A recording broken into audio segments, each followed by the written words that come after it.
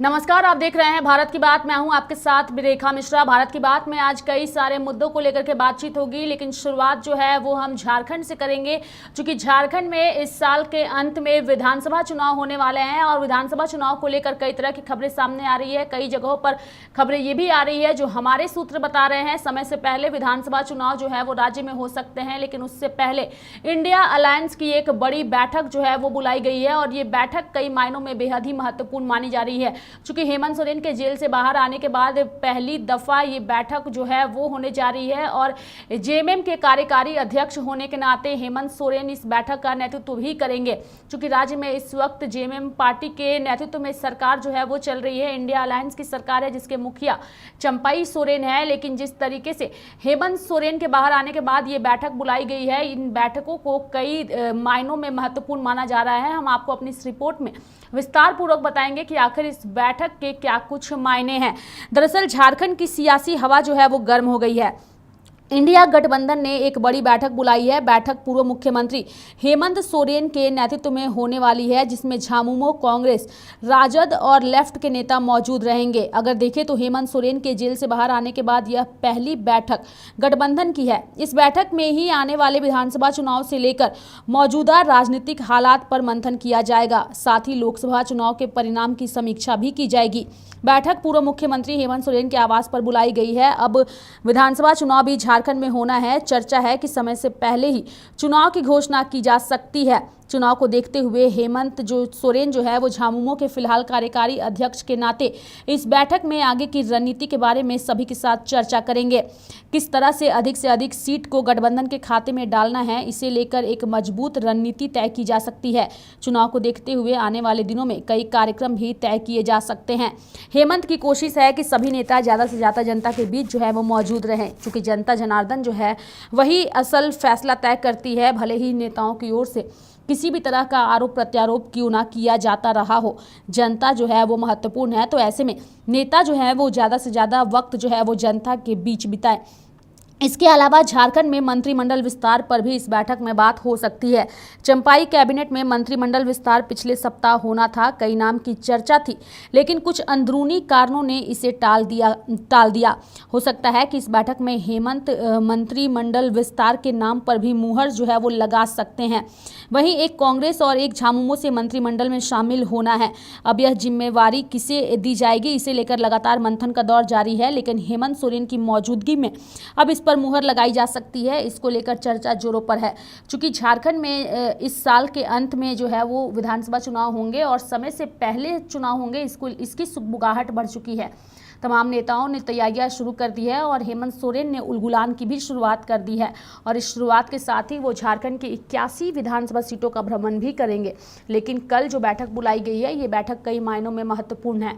वहीं इस बैठक से पहले अगर हम सोनिया गांधी की बात करें तो सोनिया गांधी ने भी हेमंत सोरेन से फोन पर बातचीत की है और उनका हालचाल जाना है। यानी कि सोनिया गांधी ने भी हेमंत सोरेन से अब बातचीत कर ली है और कई मायनों में ये बैठक जो है वो महत्वपूर्ण मानी जा रही है। क्योंकि इस बैठक में मुख्यमंत्री चंपाई सोरेन भी होंगे, कल्पना सोरेन भी होंगी, हेमंत सोरेन भी होंगे और अन्य नेता भी होंगे। जिस तरीके से हेमंत सोरेन को लेकर के कई तरह की चीज़ें सामने आई थी और अब हेमंत सोरेन चूंकि जेल से बाहर है और ये बैठक होने जा रही है, तो इस बैठक पर सबकी नज़र जो है वो टिकी हुई है कि आखिर इस बैठक में क्या कुछ निकल करके सामने आता है।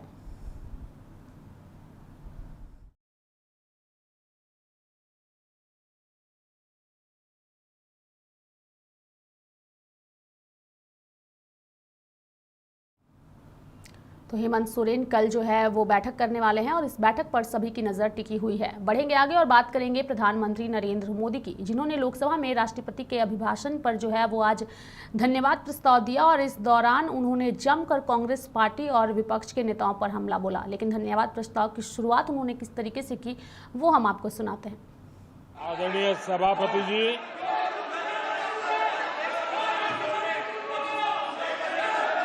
मैं राष्ट्रपति जी के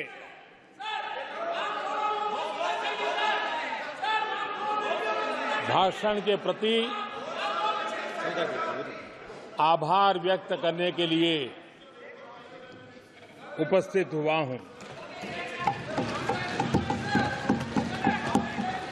आदरणीय सभापति जी, हमारे आदरणीय राष्ट्रपति जी ने विकसित भारत के संकल्प को अपने प्रवचन में विस्तार दिया है। आदरणीय राष्ट्रपति महोदया ने अहम विषय उठाए हैं। धन्यवाद प्रस्ताव के दौरान प्रधानमंत्री नरेंद्र मोदी यही नहीं रुके। उन्होंने कहा है कि दुनिया ने हमें एक महत्वपूर्ण चुनावी अभियान के दौरान चुना है और मैं विपक्ष की पीड़ा समझ सकता हूं, चूंकि घोर दुष्प्रचार करने के बावजूद उनकी जो है वो पराजय हुई है।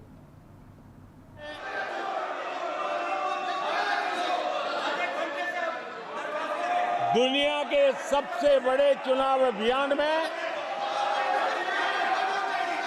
जनता ने हमें चुना है और आदरणीय सभापति जी, मैं कुछ लोगों की पीड़ा समझ सकता हूं कि लगातार झूठ चलाने के बावजूद भी उनका घोर पराजय हुआ।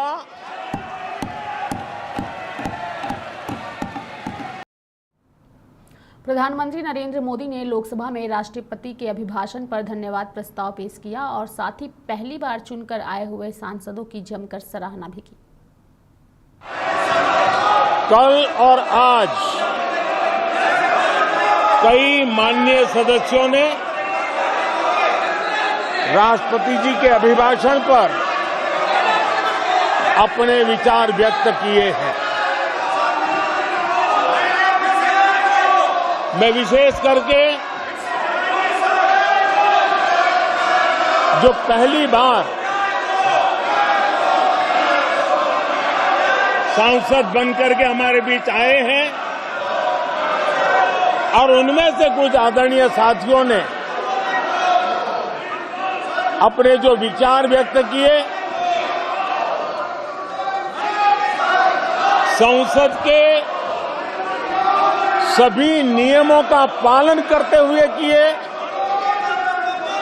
उनका व्यवहार ऐसा था जैसे एक अनुभवी सांसद का होता है और इसलिए प्रथम बार आने के बावजूद भी उन्होंने सदन की गरिमा को बढ़ाया है और उन्होंने अपने विचारों से इस डिबेट को और अधिक मूल्यवान बनाया है। आदरणीय सभापति जी,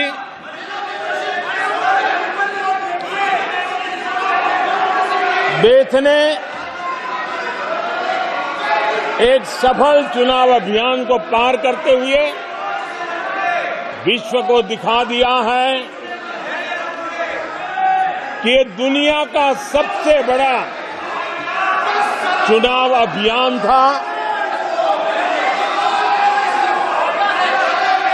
देश की जनता ने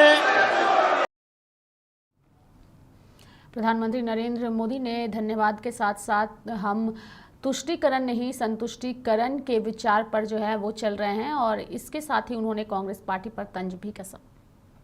देश ने लंबे अरसे तक तुष्टीकरण का गवर्नेंस का मॉडल भी देखा। देश ने पहली बार सेक्युलरिज्म का एक पूरा हमने जो प्रयास किया और वो हमने तुष्टीकरण नहीं संतुष्टीकरण और संतुष्टीकरण के विचार को लेकर के हम चले हैं।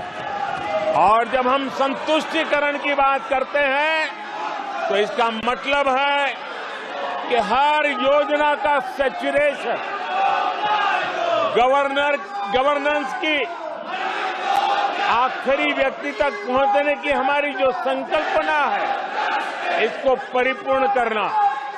और जब हम सैचुरेशन के सिद्धांत को लेकर चलते हैं, तब सैचुरेशन सच्चे अर्थ में सामाजिक न्याय होता है। सैचुरेशन सच्चे अर्थ में सेक्युलरिज्म होता है। और उसी को देश की जनता ने हमें तीसरी बार बिठा करके मोहर लगा दी है। आदरणीय सभापति जी, अपीजमेंट ने इस देश को तबाह करके रखा है और इसलिए हमने justice to all, appeasement to none, इस सिद्धांत को लेकर के हम चले हैं।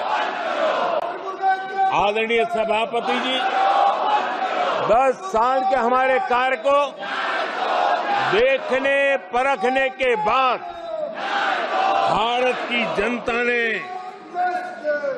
हमारा समर्थन किया है। आदरणीय सभापति जी, हमें फिर एक बार 140 करोड़ देशवासियों की सेवा करने का मौका मिला है।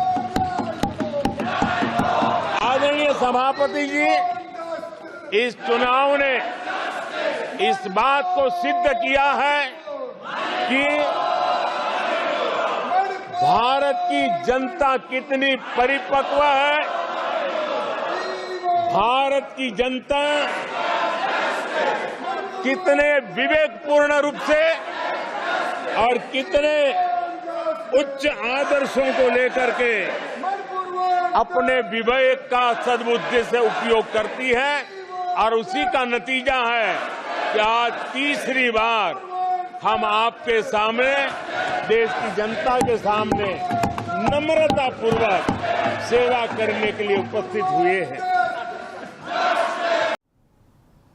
वहीं प्रधानमंत्री नरेंद्र मोदी ने कोयले को लेकर के भी अपनी बातों को रखा और कहा कि अब जो है, जब से देश में बीजेपी के नेतृत्व में यानी कि एनडीए के नेतृत्व में सरकार बनी है, तब से कोयले का उत्पादन हो रहा है। लेकिन एक वो वक्त भी था जब कोयले के भ्रष्टाचार में बड़े बड़ों के हाथ जो है वो काले हो चुके थे।